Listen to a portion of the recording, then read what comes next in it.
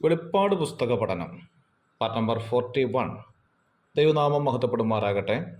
കഴിഞ്ഞ ക്ലാസ്സിൽ നാം വെളിപ്പാട് പുസ്തകം 10-ാം അധ്യായത്തിൽ നിന്നുള്ള ചില വിഷയങ്ങളായിരുന്നു പഠിച്ചുകൊണ്ടിരുന്നത്. ഇന്ന് നമുക്ക് 11-ാം അധ്യായത്തിലേക്ക് ശ്രദ്ധയെ തിരിക്കാം.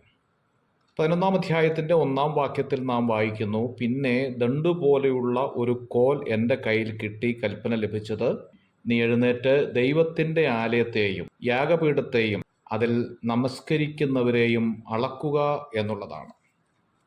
ഇപ്പോൾ ഇല്ലാത്തതും ഇനിയും പണിയാൻ പോകുന്നതുമായ ഒരു ദേവാലയത്തെക്കുറിച്ചാണ് ഇവിടെ പരാമർശിക്കുന്നത്. അളക്കുക എന്നതുകൊണ്ട് അർത്ഥമാക്കുന്നത് സ്വാതന്ത്ര്യത്തെയാണ് കാണിക്കുന്നത്. എസെക്കിയേൽ പ്രവചനം 40-ാം അധ്യായം ഇതിന് ഒരു ഉദാഹരണമാണ്.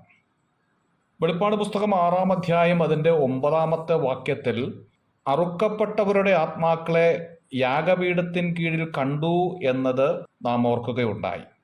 വെളിപ്പാട് പുസ്തകം 6-ാം അധ്യായം 9-ാം വാക്യവും 11-ാം അധ്യായത്തിൻ്റെ 1-ാം വാക്യവും ചേർത്ത് പഠിച്ചാൽ എതിർക്രിസ്തുവിൻ്റെ ആദ്യ പകുതിയിൽ യഹൂദന് ദേവാലയം പണിയപ്പെട്ട് ലഭിക്കും എന്ന സൂചനയാണ് നൽകുന്നത്.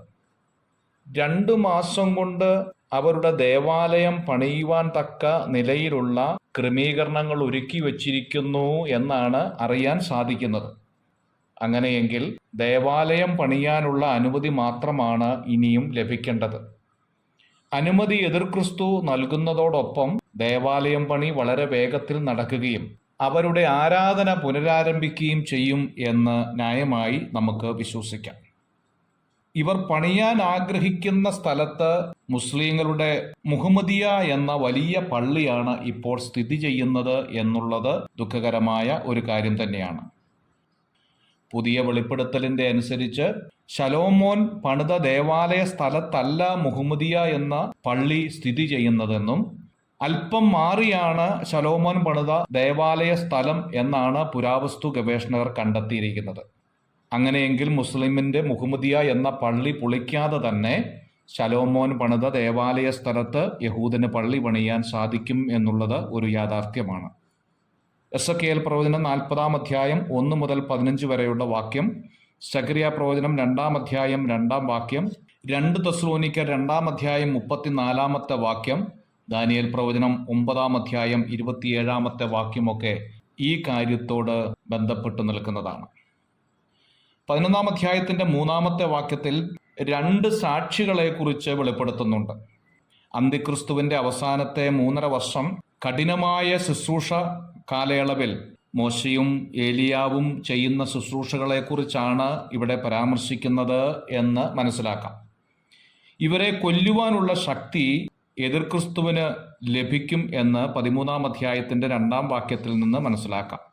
കർത്താവ് ശുശ്രൂഷയ്ക്കായി അയക്കുമ്പോൾ ഈ 2 പേരെയായിരുന്നു അയച്ചത് എന്ന് കാണാൻ സാധിക്കും.